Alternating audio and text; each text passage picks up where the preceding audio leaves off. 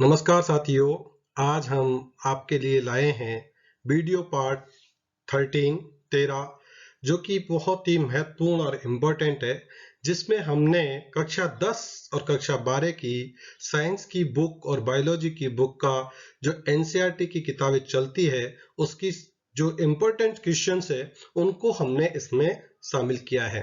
मैं उम्मीद करता हूं ये वीडियो आपको बहुत पसंद आएगा। रीट 2021 के लिए इसे विशेष तौर पर और जो नए पैटर्न के आधार पर क्लास 10 और क्लास 12 में जो 20 नंबर के छोटे प्रश्न पूछे जाएंगे उस बात को ध्यान में रखते हुए हमने इस वीडियो में वो सारे इम्पोर्टेंट प्रश्नों को शामिल किया गया है।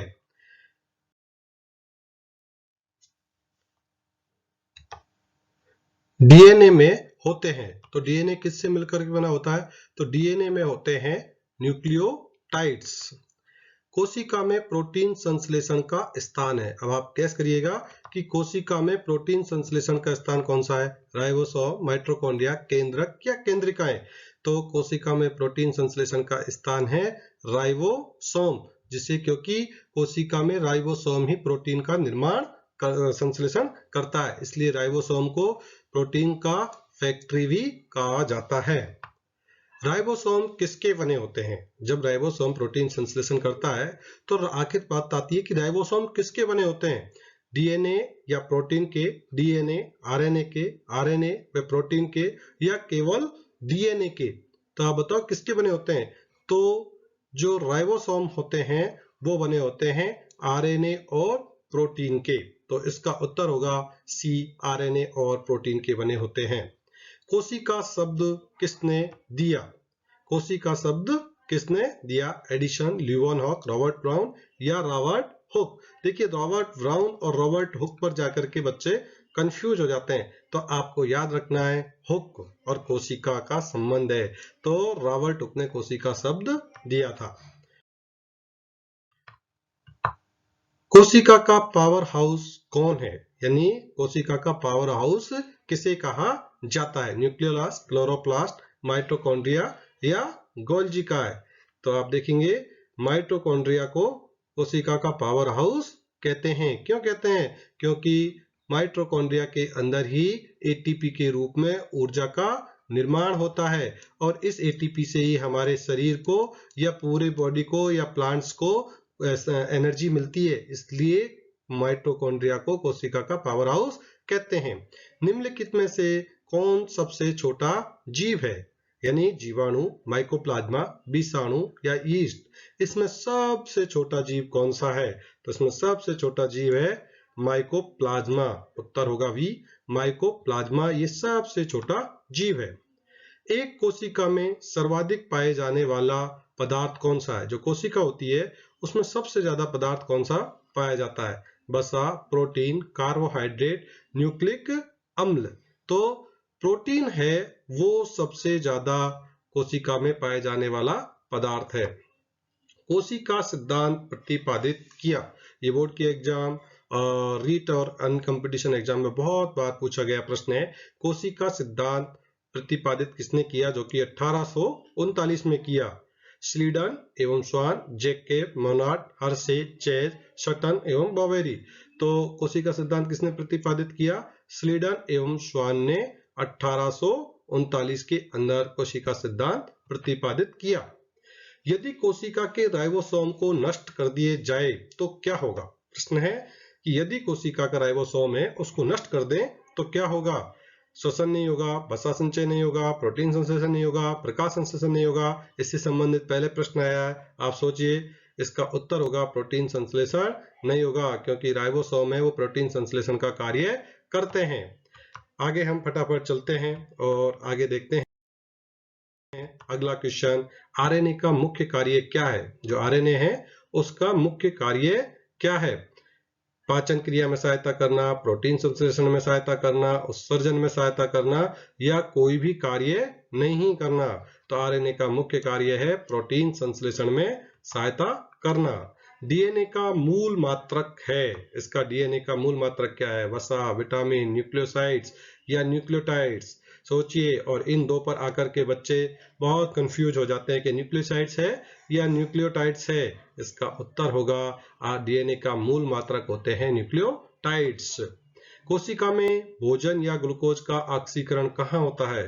जो भोजन या ग्लूकोज का जो ऑक्सीकरण होता है वो सेल में कहाँ पर होता है? केंद्रक में, कोशिका द्रव में, क्रोमोसोम या माइटोकॉन्ड्रिया में? तो कोशिका में भोजन का ऑक्सीकरण होता है माइटोकॉन्ड्रिया में, यहीं पर ऊर्जा का निर्माण होता है, इसीलिए इसे पावर हाउस कहा जाता है। कोशिका गतिविधियां नियंत्रित की जाती है। कोशिका के अंदर जो एक्टिविटीज होती है उनको कंट्रोल किसके द्वारा होती है? क्लोरोप्लास्ट, न्यूक्लियस, माइटोकॉन्ड्रिया या साइटोप्लाज्मा द्वारा? बताइए आप कौन सा इसका उत्तर होगा? तो वो होगा आपके उत्तर न्यूक्लियस द्वारा। इसलिए इसे न्यूक्लियस को कोशिका का नियंत्रक भी कहते हैं, या controller of cells are called nucleus. Nucleus को जो है कोशिका का कंट्रोलर भी कहते हैं। निम्न में से किस सवाल का प्रयोग अंतरिक्ष अनुसंधान में किया जाता है? देखिए, अंतरिक्ष में जब रिसर्च करती है तो वहां लेके जाते हैं और भोजन के रूप में विशेषकर उसका उपयोग किया जाता है। क्लेडोफोरा, क्लेमाइडोमोनास, क्लोरेला या हाइड्रोडिक्टियन? उसमें है उत्तर आपके क्लोरेला। इस क्लोरेला का उपयोग किया जाता है। सबसे छोटा जीव जो स्वयं विकास एवं प्रजनन करने में समर्थ होता है, ऐसा कौन सा जीव है जो प्रजनन भी कर सकता है और विकास भी कर सकता है, सबसे छोटा है? तो हमने पहले भी पढ़ा था, सबसे छोटा जीव कौन सा है? माइकोप्लाज्मा, जो जीव विकास भी करता है और प्रजनन भी कर सकता है। जीवन की मूलभूत इकाई क्या है? बेसिक स्ट्रक्चर या यूनिट ऑफ लाइफ। जीवन की मूलभूत इकाई क्या है? नाभिक, कोशिका, ऊतक या अंग? नहीं, सबसे मूलभूत इकाई होगी आपके पास कोशिका, और कोशिकाओं से मिलकर बनते हैं ऊतक, और ऊतकों से मिलकर के बनते हैं अंग। तो उत्तर होगा हमारा कोशिका। सबसे बड़ी मानव कोशिका कौन सी है? मानव में पाई जाने वाली सबसे बड़ी कोशिका जो है वो कौन सी है? तो सबसे बड़ी कोशिका होगी ओवम। कवक कोशिका भित्ति किससे बनी होती है? देखिए, बहुत इंपॉर्टेंट क्वेश्चन है कि कवक की जो कोशिका भित्ति होती है वो किससे बनी होती है? हेमिसेलुलोज, काइटिन, लिग्निन या सेलुलोज? कवक की कोशिका भित्ति बनी होती है काइटिन की, काइटिन से बनी हुई होती है। निम्नलिखित में से किस कोशिकाओं को कोशिका का प्रोटीन फैक्ट्री कहा जाता है? देखिए, अगर आप इस पर थोड़ा सा दिमाग लगाएंगे तो इसका उत्तर आपको पहले आ चुका है कि कोशिका फैक्ट्री, कोशिका का प्रोटीन फैक्ट्री किसे कहते हैं? लाइसोसोम, राइबोसोम, माइटोकॉन्ड्रिया या क्लोरोप्लास्ट? तो आपको उत्तर मिलेगा इसका, किसे कहते हैं? राइबोसोम को कोशिका का प्रोटीन फैक्ट्री कहते हैं, लाइसोसोम को आत्मघाती थैली कहते हैं, माइटोकॉन्ड्रिया को पावर हाउस कहते हैं, और क्लोरोप्लास्ट को प्लांट का किचन कहते हैं। प्रोटीन की जानकारी प्रदान करने वाले डीएनए के भाग को क्या कहते हैं? प्रोटीन के बारे में जो जानकारी प्रदान करता है डीएनए के, उस भाग को क्या कहते हैं? क्रोमोसोम, नाभिक, जीन, केंद्रक, उसको कहते हैं जीन। शरीर में सबसे अधिक पाया जाने वाला ऊतक, जो शरीर है उसमें सबसे ज्यादा ऊतक कौन सा पाया जाता है? पेशी ऊतक, संयोजी ऊतक, तंत्रिका ऊतक, उपकला ऊतक? तो आपको पता होना चाहिए कौन सा ऊतक सबसे ज्यादा पाया जाता है। संयोजी ऊतक सबसे ज्यादा पाया जाता है। ब्लड है, रक्त है, वो भी एक तरह का क्या है? संयोजी ऊतक है। पौधे में जल का संवहन किसके मार्ग से होता है? पौधे में जो प्लांट है वो जल का जो जड़ों से अवशोषित करता है, ऊपर तक ले जाता है, उसका काम कैसे होता है? तो आप बताएं इसका उत्तर क्या होगा? जाइलम, फ्लोएम, अधिचर्म या साइटोप्लाज्मा द्वारा?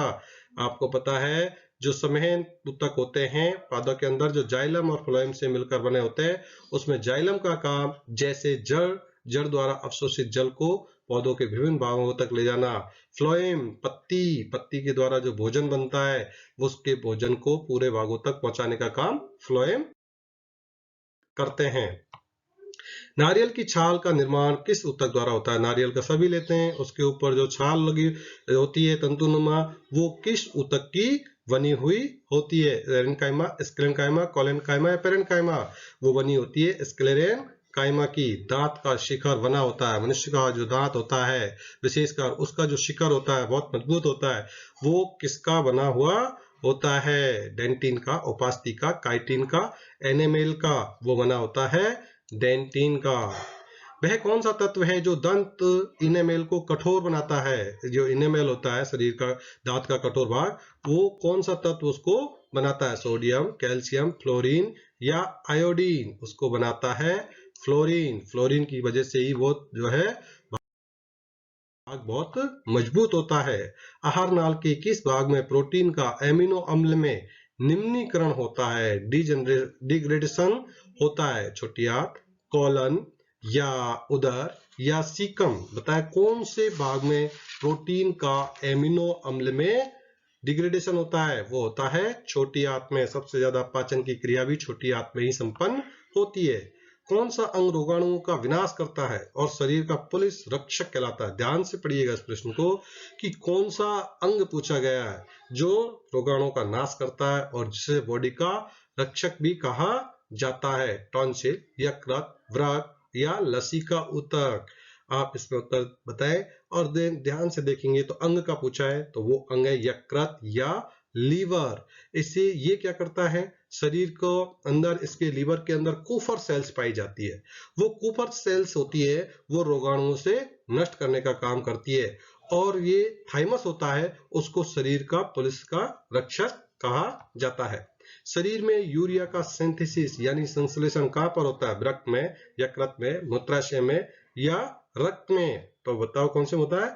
यकृत के अंदर यूरिया का संश्लेषण होता है। दूध से दही जमता है। दूध से जो दही बनता है वो किसके कारण बनता है? कवक के या नीले हरेवाल या बैक्टीरिया या हरित लवक द्वारा? किसके द्वारा बनता है?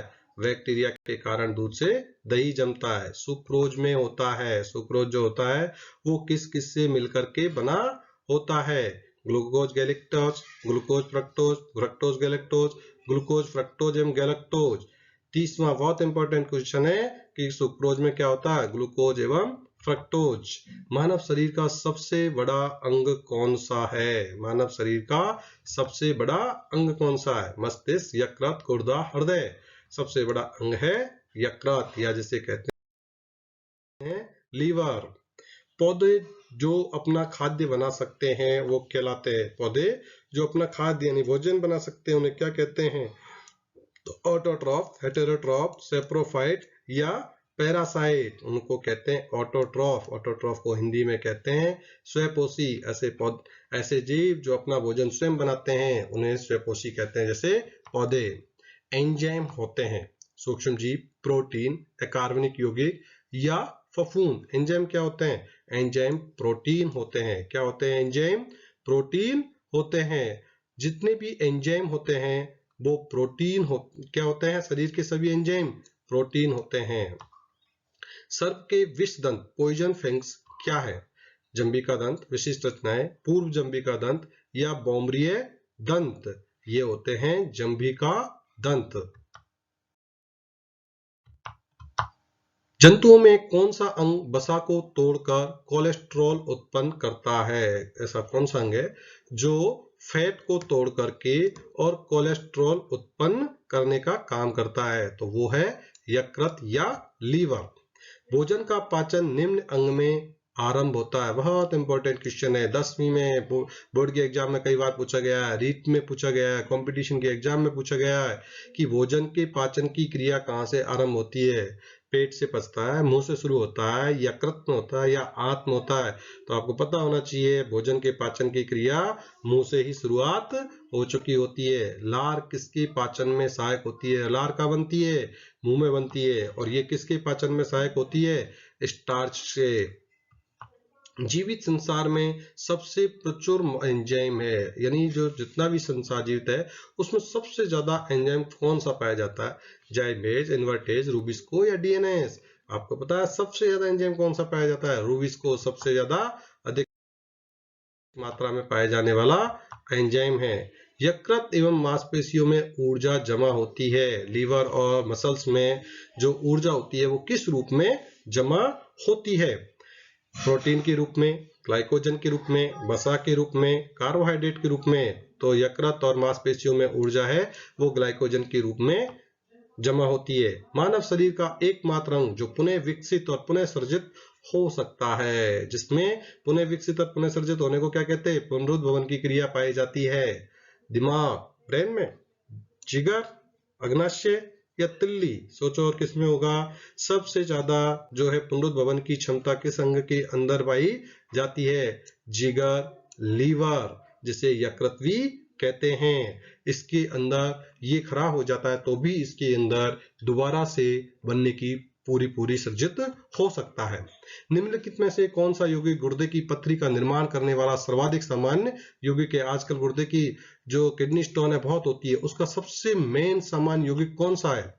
Calcium oxalate, magnesium citrate, sodium bicarbonate या मैग्नीशियम ऑक्साइड? बताओ कौन सा होगा इसके अंदर? Calcium oxalate. इस कैल्शियम ऑक्सलेट के कारण ही गुर्दे के अंदर पथरी जमती है। पाचन में मदद करने के लिए शरीर में कौन सा एसिड प्रयोग किया जाता है? Acetic acid, hydrochloric acid, boric acid या साइट्रिक एसिड? हाइड्रोक्लोरिक एसिड का उपयोग किया जाता है। यूरिया का निर्माण कहां पर होता है? अग्नाशय, छोटी आंत, गुर्दे या यकृत? यूरिया का निर्माण यकृत या लीवर के अंदर होता है। कार्बोहाइड्रेट, प्रोटीन और वसा का पूर्ण पाचन कहां पर होता है? कार्बोहाइड्रेट है, प्रोटीन है, वसा है, इसका पूर्ण पाचन कहां पर होता है? छोटी आंत के अंदर। जब एटीपी का परिवर्तन एडीपी में होता है तो उत्पन्न होती है विद्युत, एंजाइम, ऊर्जा या हार्मोन?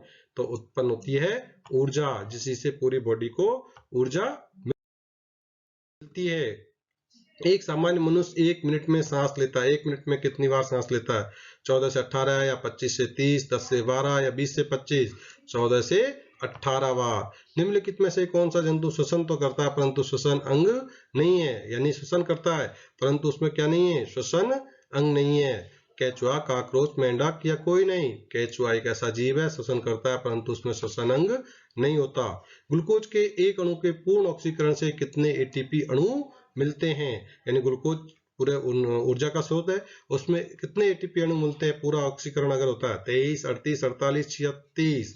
तो 38 और 36 पे जाके बच्चे कंफ्यूज हो जाते हैं, जबकि पूर्ण अगर ऑक्सीकरण हो जाता है तो 38 एटीपी का निर्माण होता है।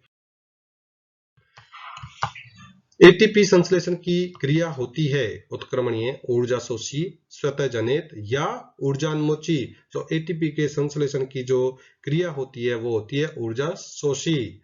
श्वसन है, श्वसन क्या है? एक उपचय क्रिया या अपचयन क्रिया या दोनों है या कोई सी भी नहीं होती? तो आपको पता है श्वसन क्या होती है? कैटाबॉलिक प्रोसेस या जिसे अपचय क्रिया के नाम से जानते हैं। तो धन्यवाद दोस्तों, आपने अपना अमूल्य समय निकाल करके ये वीडियो देखा। मैं उम्मीद करता हूं कि ये आपको बहुत पसंद आएगा और आपके लिए बहुत ही उपयोगी है। और अगर आपके पास ये किसी और के माध्यम से आया है तो प्लीज हमारे चैनल को जरूर सब्सक्राइब करें, जिससे कि आपको हमारे लेटेस्ट वीडियो मिलते रहें और आप हमारे चैनल को देखते रहें, जिससे कि हम आपको और अच्छे महत्वपूर्ण प्रश्न आप तक पहुंचाते रहें। जय हिंद, जय भारत, धन्यवाद।